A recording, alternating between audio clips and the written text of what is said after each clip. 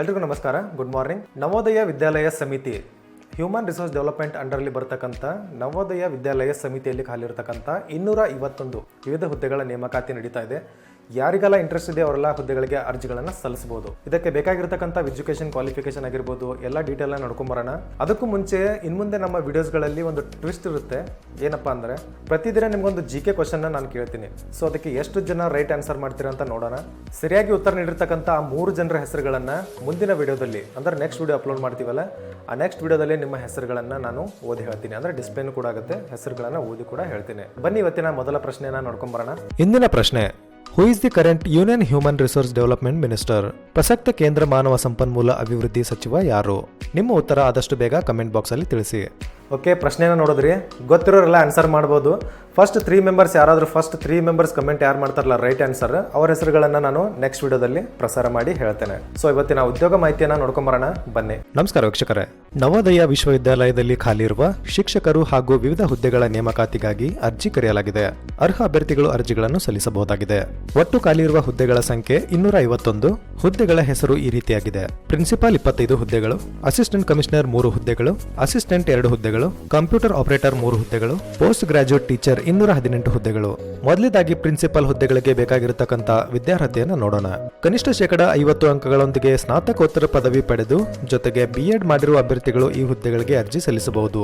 ಈ ಹುದ್ದೆಗಳಿಗೆ ಅರ್ಜಿ ಸಲ್ಲಿಸುವ ಅಭ್ಯರ್ಥಿಗಳು ಕೇಂದ್ರ ಅಥವಾ ರಾಜ್ಯ ಸರ್ಕಾರಗಳ ಶಿಕ್ಷಣ ಸಂಸ್ಥೆಗಳಲ್ಲಿ ವೈಸ್ ಪ್ರಿನ್ಸಿಪಲ್ ಆಗಿ ಕಾರ್ಯನಿರ್ವಹಿಸಿದ ಅನುಭವ ಹೊಂದಿರುವುದು ಕಡ್ಡಾಯವಾಗಿದೆ.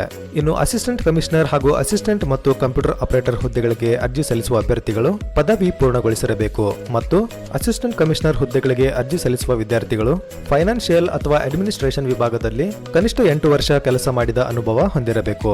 ಕಂಪ್ಯೂಟರ್ ಆಪರೇಟರ್ ಹುದ್ದೆಗಳಿಗೆ ಅರ್ಜಿ ಸಲ್ಲಿಸುವ ಅಭ್ಯರ್ಥಿಗಳು 1 ವರ್ಷ ಕಂಪ್ಯೂಟರ್ ಡಿಪ್ಲೊಮಾ ಮಾಡಿರಬೇಕಾಗುತ್ತೆ. ಇನ್ನು ಪೋಸ್ಟ್ ಗ್ರಾಜುಯೇಟ್ ಟೀಚರ್ ಹುದ್ದೆಗಳಿಗೆ biology, chemistry, commerce, economics, geography, Hindi, history, ಗಣಿತ, ಫಿಸಿಕ್ಸ್ ಮತ್ತು IT ವಿಷಯಗಳಲ್ಲಿ ಪೋಸ್ಟ್ ಗ್ರಾಜುಯೇಟ್ ಟೀಚರ್ಗಳನ್ನು ನೇಮಕ ಮಾಡಿಕೊಳ್ಳಲಾಗುತ್ತದೆ.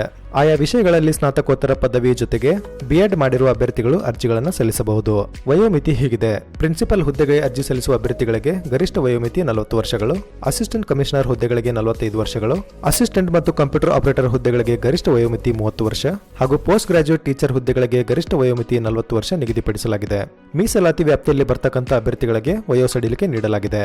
ಅರ್ಜಿ ಶುಲ್ಕ ಈ ರೀತಿಯಾಗಿದೆ: ಪ್ರಿನ್ಸಿಪಲ್ ಮತ್ತು ಅಸಿಸ್ಟೆಂಟ್ ಕಮಿಷನರ್ ಹುದ್ದೆಗಳಿಗೆ ₹1500 ಅರ್ಜಿ ಶುಲ್ಕ ನಿಗದಿಪಡಿಸಲಾಗಿದ್ದು, ಅಸಿಸ್ಟೆಂಟ್ ಮತ್ತು ಕಂಪ್ಯೂಟರ್ ಆಪರೇಟರ್ ಹುದ್ದೆಗೆ ₹800 ಅರ್ಜಿ ಶುಲ್ಕ ನಿಗದಿಪಡಿಸಲಾಗಿದೆ ಮತ್ತು ಪೋಸ್ಟ್ ಗ್ರಾಜುಯೇಟ್ ಟೀಚರ್ ಹುದ್ದೆಗಳಿಗೆ ₹1000 ಅರ್ಜಿ ಶುಲ್ಕ ನಿಗದಿಪಡಿಸಲಾಗಿದೆ.